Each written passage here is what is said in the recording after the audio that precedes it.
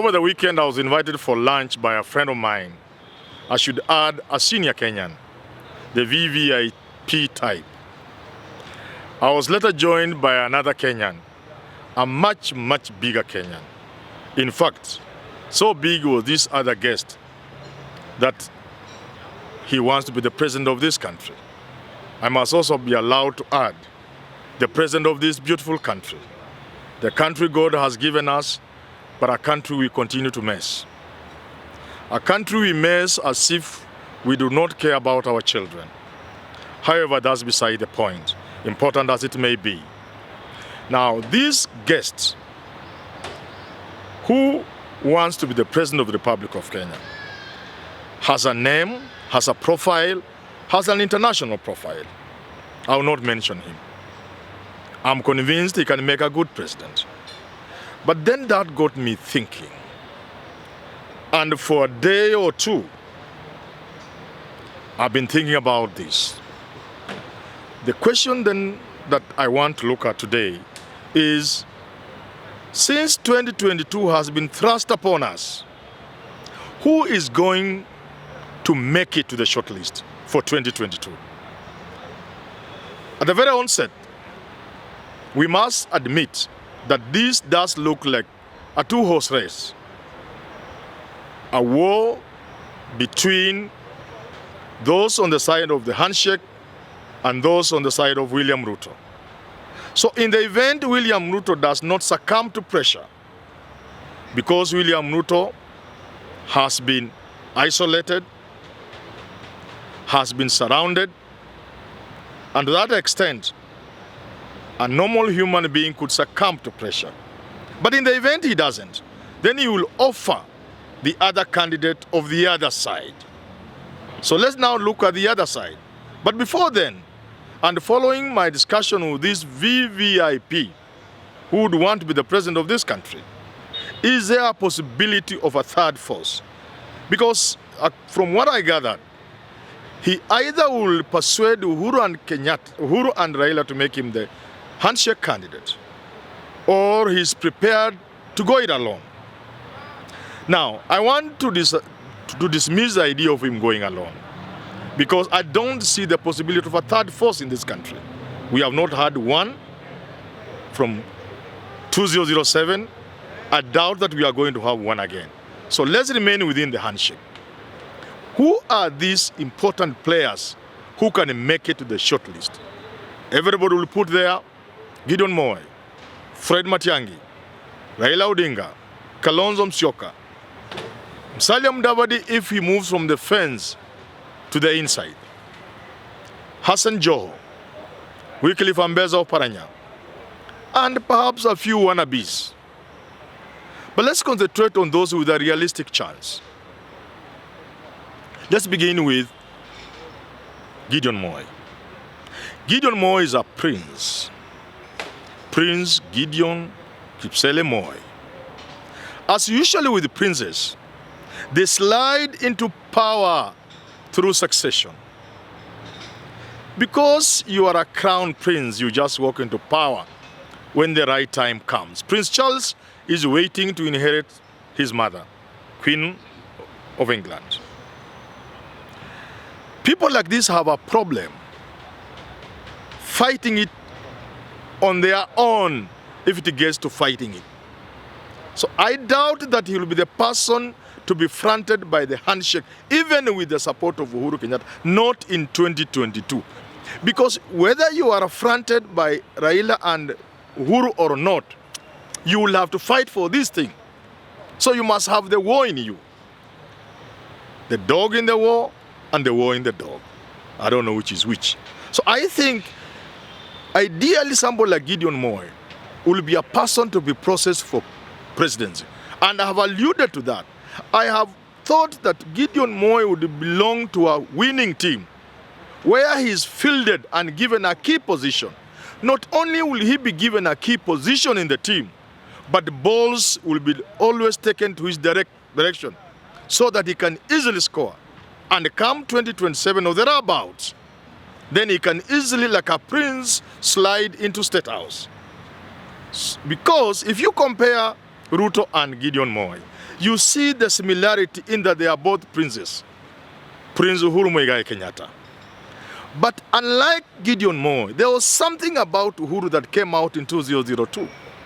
Uhuru Kenyatta was able to shock many Kenyans, I included, when he proved he could speak better Gikuyu than these Kikuyus around River Road, than these Kikuyus in this town and Kiambu.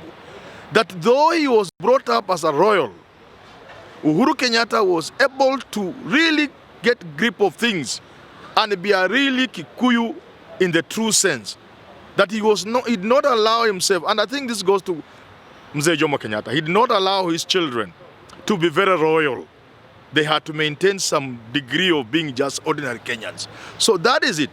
And when 2013 came, although he was hugely assisted by the ICC, you could see the fight in him.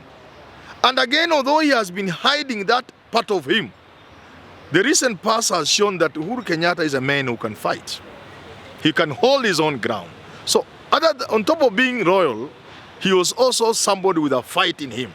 And he tried and he became president. So I don't think Gideon Moi will be a candidate for 2022, if I am asked. Kalonzo Musyoka.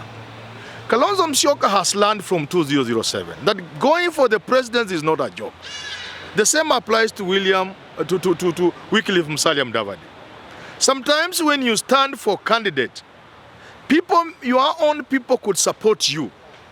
People supported Musalia Mudavadi because word went around that because he's related to Moi in some way, which of course wasn't quite true, then the Kalenjin were going to vote for him. In fact, it had been said that Gideon was going to be his running mate. Although he didn't end up being his running mate, it was generally agreed because of the KANU connection with UDF and all that kind of thing that the Kalenjin were going to vote for him. That's why he got the votes he got from Western Kenya. Should he go it alone this time, I want to assure him he will not get the votes he got in 2013, much as I like him. But if he is a handshake candidate, that's another story. So for Kalonzo Musyoka, 2007, the Kambas also believed their own was going to get to Meru votes because of his Meru connection. He went to Meru school, he spoke Meru. They thought because of the AIC connection, Rift Valley was going to vote for him. But that didn't work. So should he try to go it alone, that will befall him. Ditto Fred Matiang'i. Fred Matiang'i will be a powerful candidate. And the community will back him because they will know, despite being a small community of course, they would know that with the backing of Raila and Uhuru, and with the kind of experience he has had, and the kind of man he has proved he can be, Matiang'i has single-handedly shown that a job can be done. And there are many Kenyans, from the time he was in the education ministry, to the time he went to interior, and to the time he was elevated to be first among equals, if you ask me. He has proved beyond any reasonable doubt that he can be. So if he is fronted, he's one of those people who can, at the end of the day, make it. Ali Hassan Joho. Ali Hassan Joho is a crown prince. A crown prince, a darling of ODM. A crown prince within ODM. He's a Raila son. He's Aida's son. He's a man waiting to inherit Raila. And I can assure you, whether they be a strong Luo or not, the man who stands the highest chance to inherit Raila Odinga will be Ali Hassan Joho in ODM. 2022 for him, I doubt. You can say the same about Wycliffe Ombeza Oparanya. That leaves you with Raila Odinga. There are those who are saying Raila Odinga will not stand. I firmly believe if you needed a person to beat William Samoei Ruto, that person will have to be Raila Amolo Odinga. A five-star general who has fought wars. A man who has come very close to winning. And finally, you must also agree, he stands the highest chance to win because he has already proved he could win. There are those who argue he won in 2007. Kivuitu himself told us he didn't know who won. Judge Kriegler, said it was difficult to tell who won 2007. And for those of you who don't know English, I'm sorry and forgive me for saying that, when an Englishman tells you it is difficult to tell, who won. He's telling you the one who won didn't win. You can talk about 2013. You can remember the Kethi Kilozo submissions in court about the top-up and the 2017 and the Supreme Court. So it is safe to assume and to agree actually that Raila Odinga has come very close to winning. And to the extent that the politics of this country when it comes to election, besides there being only two horses, the horses are almost nearly even, 50-50. So Raila will only need free elections, less or minimal or no state interference. He will not need state support. He will not need state machinery. Our Uhuru support for Raila will be a top-up bonus, and he will beat William Samoei Ruto. Why am I repeating this? I'm repeating this because many people on the handshake side do not want to agree that William Samoei Ruto is not a joke. You cannot wish Ruto away. This is a man who has withstood the challenges he has faced from the day of the handshake. And for that reason, the handshake team will need somebody who can beat William Ruto. And that person can only be Raila Amolo Odinga. Unless, and this is very important, unless for certain reasons, Raila Amolo Odinga, agrees or comes out to say, well, gentlemen, I have fought. The lawyer say, somebody dances once. I have danced my dance. I want to allow other people to dance. And he puts his hand together with Uhuru Kenyatta on Fred Matiang'i, Salim Davadi, or whoever it is, but especially those who have the capacity either to bring a large block of voters like Salim Davadi, or to bring a war into the fight. A person who can actually run a campaign tirelessly, put all his into that election, because an election is really a war. Somebody like Matiang'i.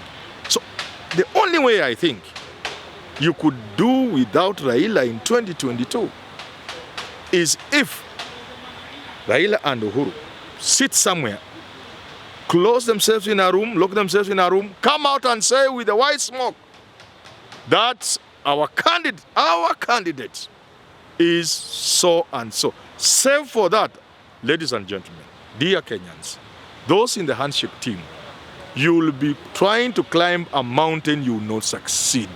None of these gentlemen, good as they are, tough as they are, have what it takes to beat William Ruto except Raila Odinga, or except that person, backed sincerely from the deep of his heart, with all his resources, together with Uhuru's support.